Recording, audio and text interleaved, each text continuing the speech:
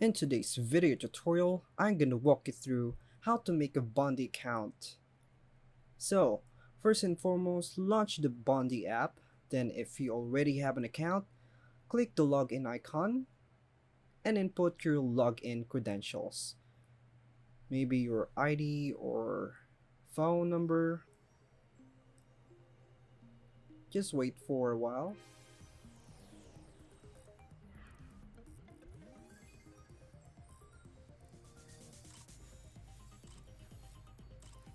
Okay, this one gonna take a while.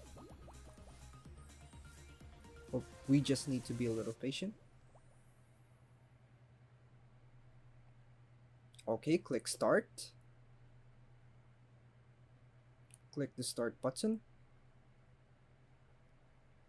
And if you wish to create a new account, click on the sign up button and then pick the nation where you are now located.